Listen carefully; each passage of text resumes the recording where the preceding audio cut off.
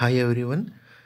తెలంగాణ రాష్ట్ర ప్రభుత్వము పంచాయతీరాజ్ మరియు గ్రామీణాభివృద్ధి శాఖ నుంచి జూనియర్ పంచాయతీ కార్యదర్శులకు సంబంధించినటువంటి ఎగ్జామ్ జరిగింది. అదేవిధంగా సర్టిఫికేట్ వెరిఫికేషన్ జరిగింది. రిజల్ట్స్ వచ్చాయి. ఎవరెవరికి ఉద్యోగాలు వచ్చాయో కూడా తెలిసింది. దాని తర్వాత కోర్టులో కేసు పడడం జరిగింది సర్టిఫికేట్ వెరిఫికేషన్ అప్పుడు. అటువంటి పరిస్థితుల్లో మనకు కోర్టు చాలాసార్లు వాదన విన్న తర్వాత ఒక ఎక్స్పర్ట్ కమిటీ అనేది వేయడం జరిగింది.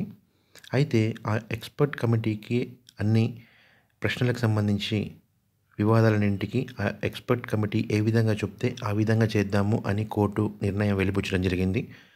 దానికి అనుగుణంగా ఎక్స్పర్ట్ కమిటీ కూడా వేయడం జరిగింది.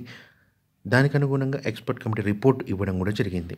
అయితే రిపోర్ట్ ఏ విధంగా ఉంది, రిపోర్ట్లో ఏం చెప్పింది అని చాలామంది అడగడం జరిగింది కామెంట్ సెక్షన్స్లో.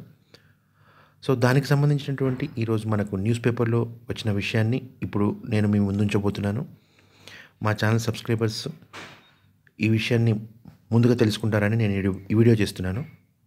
ఓకే, ఇప్పుడు చూద్దాము.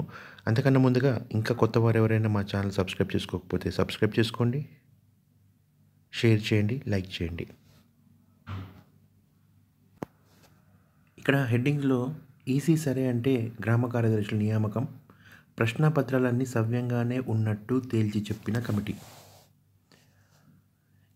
ఈనాడు హైదరాబాద్ ఈనాడు పేపర్లో రావడం జరిగింది. రాష్ట్రంలోని 9,335 గ్రామ పంచాయతీలకు త్వరలోనే కొత్త కార్యదర్శులు నియమితులు కానున్నారు. ఎన్నికల నిబంధనావళి నుంచి వెసులుబాటు కల్పిస్తూ వీరిని నియమించుకునేందుకు అనుమతి ఇవ్వాల్సిందిగా పంచాయతీరాజ్ శాఖ పంపిన దస్త్రం ప్రస్తుతం రాష్ట్ర ముఖ్య ఎన్నికల అధికారి పరిశీలనలో ఉంది.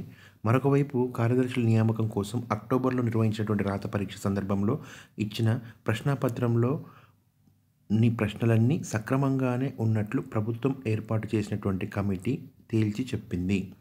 దీంతో ఇక నియామకాలకు మార్గం సుగమం అయినట్లయింది. రాష్ట్రంలో ఒక్కో గ్రామ పంచాయతీకి ఒక్కో కార్యదర్శి ఉండాలనేటువంటి విధానపరమైన నిర్ణయంలో భాగంగా ప్రభుత్వం 2018 అక్టోబర్ 10న అభ్యర్థులకు జేఎన్టీయూ ద్వారా రాత పరీక్ష నిర్వహించింది. పరీక్షకు ఏకంగా 4.75 లక్షల మంది హాజరు కాగా మార్కుల ఆధారంగా వారి నుంచి పంచాయతీరాజ్ కమిషనర్ నేతృత్వంలోని కమిటీ అర్హులను ఎంపిక చేసింది.